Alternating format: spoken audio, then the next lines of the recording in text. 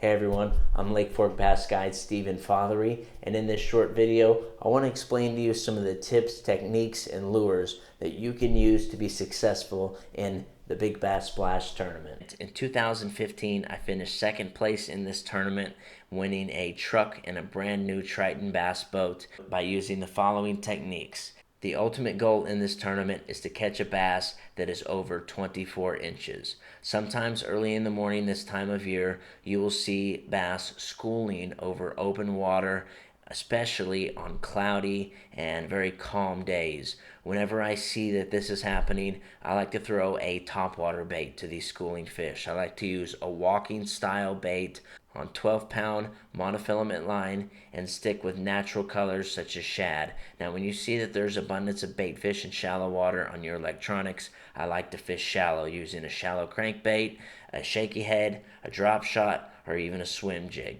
With a swim jig, I'll just make very long casts and basically hop and pump that jig off the bottom until you can convince a largemouth to bite that lure. Whenever I'm using the swim jig, I like to use a half-ounce swim jig that's in a bright color such as white and match that with Yamamoto Zako trailer. I typically use at least 50-pound braided line to be able to get good hook sets on these bass. Another good bait to use is a 7-inch hollow-bellied swim bait matched with a weighted trocar swim bait hook, as these baits are going to put off a lot of vibration, especially in dirty water, which is going to help you catch more fish. Now, a drop shot is another technique that I really like to use whenever I'm fishing shallow or in deep water to catch undersized bass. If you're targeting unders, this is a great way to do it. If you can find some standing timber, I know in this particular shot that the lake was low, but if you can still find some big standing trees, I like to pitch out that drop shot, let it sink to the bottom, and very slowly move that drop shot near the base of those particular trees. And a lot of times that's going to generate a bite and give you a chance at catching a nice sized fat under.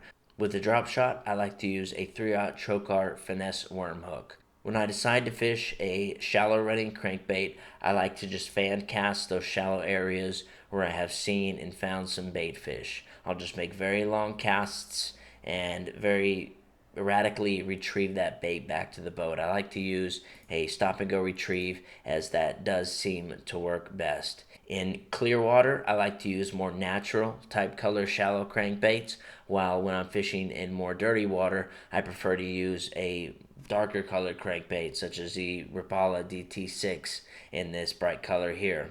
Another thing that you can do early in the morning is put down those shallow water anchors or use your Minn Kota spot lock and just slowly drag a Carolina rig or a jig over these areas, as that will give you a good shot at landing a big bass. Whenever I'm idling over some of these long tapering points and looking for largemouth, I really like to pay close attention first to my Hummingbird's 2D sonar. Whenever I do see that bass are holding very close to the bottom, I know that those are most likely actively feeding largemouth. It seems like the tighter that these fish are to the bottom, the tighter grouped up they are, the more likely they are to be catchable fish. I will first use my 2D sonar and my down imaging to be able to locate exactly where these fish are. And then once I find these fish, I'll switch over to my side imaging, which will allow me to see exactly which side of the boat these fish are on so I can make the most accurate cast. In this particular shot, you can see that most of the fish are on the left side of my boat. Whenever I see on my Humminbird graph that bait fish are not schooled up very tightly, I do not like to fish those areas. I only like to fish areas where the bait fish are schooled up tightly. I really like to use a Carolina rig, as that is always a great lure to use on Lake Fork. I like to slowly drag either a Yamamoto D-Shad. I like to keep my color selection pretty simple. I like to use more green type colors on sunny days and bright colors like pink on cloudy days. When I'm looking for bigger fish on the Carolina rig, I like to use a Yamamoto 12-inch curly tail worm matched with a 5/0 trocar HD worm hook. The Carolina rig is a great choice for catching big bass and unders on Lake Fork. Another great technique is throwing a deep diving crankbait. I like to make a long cast with at least 16-pound line, and I have a nice, slow, steady retrieve with this lure, trying to make it bounce off of those objects in 15 to 20 foot of water. Whenever you find the right color of your deep diving or shallow running crankbait, you'll know it, because these bass will absolutely inhale that lure. Another technique that works very well for catching large bass on Lake Fork is an umbrella rig. I'll make a very long cast with my umbrella rigs. I'll make sure to let out slack line so that umbrella rig sinks directly to the bottom, as it doesn't pendulum back towards me. That's not what I want.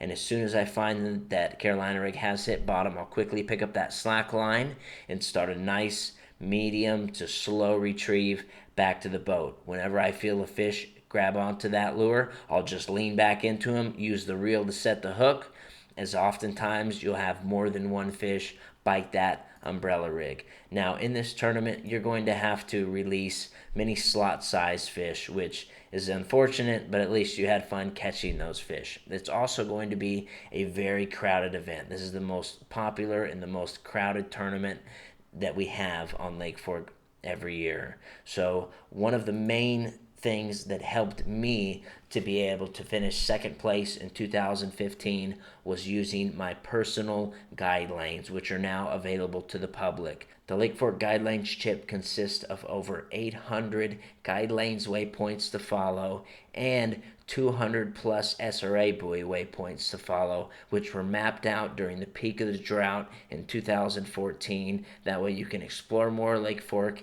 and access these less pressured waters.